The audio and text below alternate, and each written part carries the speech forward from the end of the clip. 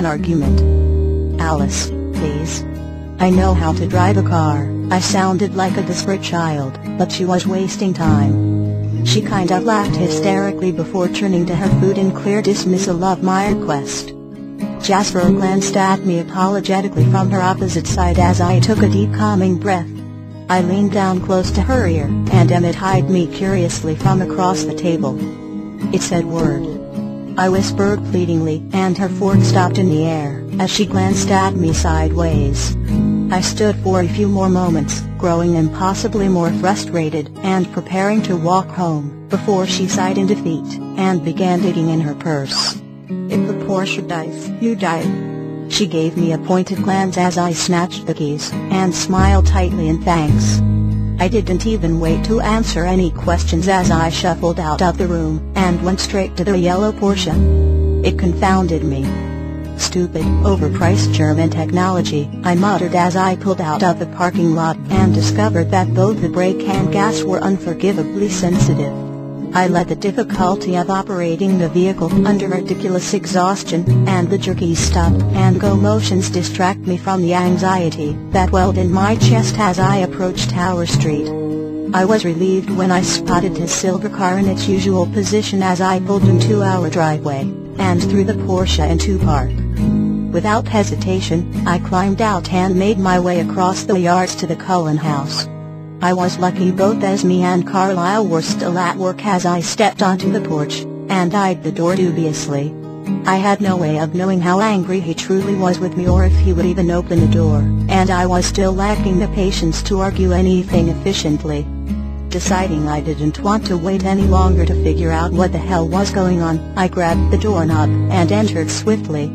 The house was quiet, and appeared empty as I timidly stepped into the living room. But his car was in the drive, and I was fairly certain he would be in his bedroom, so with a stealing breath, I began climbing the stairs. It was odd how it felt very comfortable, as if I had lived in this house at one time, even though I rarely spent time in any other room besides Edward's. My fingers swept up the banister lightly as I ascended, and carefully passed the rooms on the second floor. As I climbed the second flight, my anxiety and impatience got the better of me, and I sprinted 2 steps at a time, nearly stumbling over my own 2 feet, until I was in the hallway, and approaching his door cautiously. It was open, but only just barely, and I could detect a faint sound of paper shuffling as I splayed my palm against the wood, and lightly nudged it open so I could peek inside.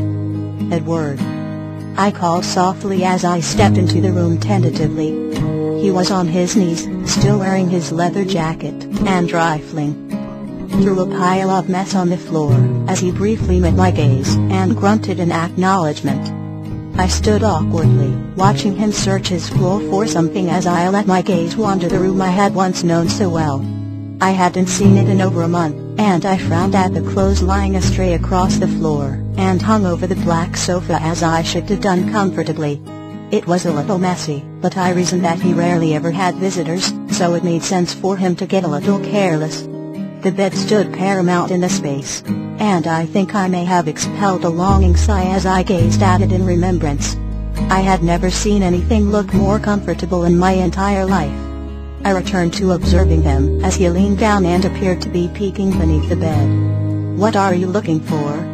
I whispered cautiously, bringing my bottom lip between my teeth.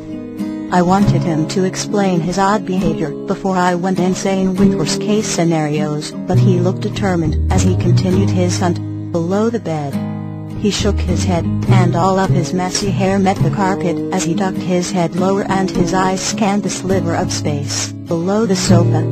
"The fucking..." He paused and sat up with a huff, snapping his fingers and screwing his eyes closed as if he were trying to remember something. "Ya goddamn hair things," he finished lamely, gesturing to his hair for emphasis. I furrowed my brows at his terminology. "Hair things? Hair tie?" I hedged, quirking an eyebrow as he continued his search, peeking under clothes on the floor. He shook his head, so I kept guessing. Hair clip. I hedged weakly once more, digging in the recesses of my memory for various hair accessory terms, and he lurched off the floor, spinning to meet my gaze. "Yes. He nodded quickly, appearing out of breath as his chest heaved. The fucking hair clips. And then he simply stood and stared at me. I didn't know what to say or think. Why would Edward have hair clips? Whose hair clips? I asked in a small whisper, fidgeting with the sleeve cuffs of my hoodie. His hands jerked up to his hair, and he gripped two fistfuls with a growl of frustration as he glared at me. The ones you were wearing last night, Bella. He ground out through clenched teeth. As he narrowed his eyes at me, I was frozen. Edward never talked to me like this, and I felt horrible for upsetting him, but I had not worn any clips last night, and certainly not in his bedroom. At my blank expression, he growled once more and returned to scanning the floor, and looking under jeans and shirts as I stood and watched in bewilderment. His movements grew feverish as he threw clothes and papers around, his eyes wide and scrutinizing every item in sight as his breaths began coming out in hard bands. Edward looked so desperate and frantic as he dropped to the floor, looking under the bed and couch for the third time, that I began doing the most irrational and insane thing ever. I helped him look. I felt utterly ridiculous as I began lifting the sofa cushions and sweeping my hands along the creases to find his hair clips, but I couldn't not help him when he looked like that. We were always a team, and even though I doubted I'd actually find them, my first instinct was to just help. It was preposterous, but I nearly asked him to describe what they looked like as I began lifting clothes from the floor and scanning the gold carpet with my eyes, assuming my attention should be focused on the floor like him. He paid me a minimal amount of attention as I searched with him, sparing me an occasional glance of appreciation for my creativity when I began shaking out the shirts. A large part of myself actually hoped I would find them as I began searching the pockets of the jeans on the floor. This was insane, because if I did find them, it would have to mean that they belonged to another girl. The thought made my heart sink. Eventually, I realized what I was doing, and, feeling quite ridiculous, turned to notice him ripping the blankets off the bed to continue his search. My eyes widened in horror. Was she? I paused, and tried to spit the words out while still claiming sanity. Was I in your bed last night? I asked in a strangled whisper as he turned to face at me. He furrowed his brows, and his chest was still heaving. And I wasn't sure what I was feeling. Was some girl in his bed? Was I jealous of me or someone else? He shook his head, and I sighed in relief. But he looked impossibly more frenzied. You were there. He pointed to the couch and began walking hastily towards me. Right fucking there, Bella. Don't you remember? He stopped at my side and gripped my upper arm roughly as he stared into my eyes with a frantic expression. It unnerved me so much that I nearly gave in and admitted that I did remember. But I honestly hadn't been in his room, so I remained quiet and shook my head cautiously. His face fell, and he released my arm, walking back to the bed and collapsing onto it with a defeated sigh. He chuckled once and dropped his head into his hands as I stared at him. One of us is out of our goddamn minds. He mumbled into his hands, and I honestly couldn't tell him so, but I knew it wasn't me. I had been sleepy and disoriented at times, but last night was solid in my memory. He chuckled into his hands again, and suddenly leapt off the bed, sprinting toward the sofa where he gripped the back, and began tilting it over to search behind it. The absurdity of the situation and his persistence were beginning to irritate me. I wasn't here, Edward, I stated firmly while watching him shove the sofa completely to the floor face down. He didn't listen, and kept looking. I was growing frustrated. When was the last time you slept? I asked sharply, and he abruptly froze. He was silent for many moments, staring at the wall where the couch once sat before he turned to me. I honestly can't remember. He admitted in a low and strained whisper, and my heart broke a little as he lowered himself to the cluttered floor before me and gazed into my eyes. He looked so lost, and I wished I could take it away as I kneeled before him and realized he never had another girl in his room. He never had anyone in his room. I sighed, and his eyes were doing that odd jerky thing once more that made my heart thump loudly in concern. Maybe, I whispered and glanced around the disheveled room anxiously. Maybe you were like I shrugged, my hands fidgeting with my hoodie sleeves again as I avoided his gaze, and fought to say my theory without insulting him. Hallucinating or something? I hedged cautiously as my fingers picked and pulled, and I suppressed a grimace as I heard the words leave my mouth, and linger in the air between us. After a few seconds, I met his gaze warily, and wasn't at all surprised by what I saw in his expression.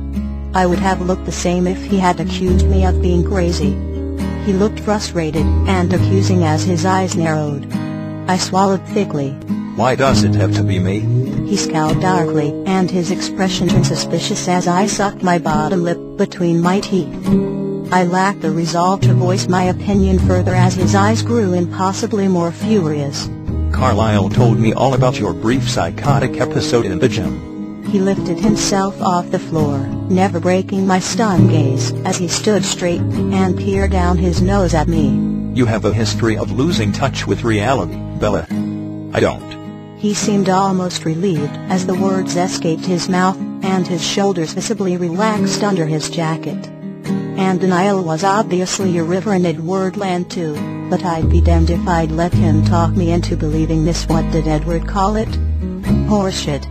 I mustered up every ounce of energy that caffeine and anger could possibly provide, set my jaw, and raised my chin as I lifted myself off the floor, and met his angry gaze with my own. At least I was nice about my insinuation. He looked downright pleased with his. I rounded my shoulders and narrowed my eyes at him, and how dare he? I knew where I was last night. He seriously needed to wake up and smell the sleep deprivation, and wasn't he the one on drugs? He began eyeing me in a way I knew well. In a way I hated from the common passerby, let alone my own boyfriend. He was looking at me like I was crazy. Well, fuck that and fuck you. I spat, impossibly more insulted at his persistence to push this all off on me. I held my ground as I stared at him and dared with my eyes to repeat his assumption. He snorted, and I could see his fist clench at his side in my periphery as I watched his green eyes flash, and his lips curl into a bitter grin. Fuck you? He began, taking a step closer and nearly touching my body, as he tilted his head and gazed into my eyes. I could try fucking you again, he mused, as he moved closer, his chest touching mine, as he gazed curiously into my eyes. But I'd be saving myself a whole shitload of disappointment if I just fucked myself, he whispered, and his lips abruptly transformed into a sneer as he leaned down and kissed my face. After all, my hand never says cookie. He spat the safe word bitterly at my face, and after a moment of rolling the words around in my head, I felt my lips part as my eyes widened in shock. His green eyes darted back and forth into mine as I felt the familiar prickle of tears from my somewhat delayed reaction, and I realized how very intentional this all was. I had two choices, and my jaw began trembling with my foremost instinct as I gazed into his unapologetic eyes. I could cry, and admit that his comment was probably the most hurtful thing anyone has ever said to me. I could admit it struck a deep chord, and made me question my worth as a woman worthy of love and affection and futures with weddings and children. I could be a weak and sniveling little girl, who let some asshole hurt her with his intentional insults just to make himself feel better. I could back down and run from it to hide away in my blue room, while I sobbed pathetically. Bullshit. I'd been bruised and battered, and nearly mutilated, and Edward Cullen was not going to make me cry with thoughtless words. Following my primary instinct just would simply not suffice, so I blinked back the tears and pushed them away while I stilled my trembling lip. The second instinct would have to do. My hand jerked against my thigh, and without even a moment to think, I lifted it, and put every ounce of strength I could muster behind force of my palm, as it flew toward his face with a painful smack that resounded off the white walls of the room. The sharp, sudden sting reverberated across my hand as it connected to his cheek. I watched in awe as his head lurched to the side, and his body swayed with the force. He froze to steady himself, his head still turned, as he lifted his own hand to his face, and my gaze slowly traveled to my palm. I stared at my upturned hand as my jaw dropped again, completely awestruck that I hit Edward, and somehow had enough energy to do it that strongly. A foreign surge of adrenaline coursed through my body, as my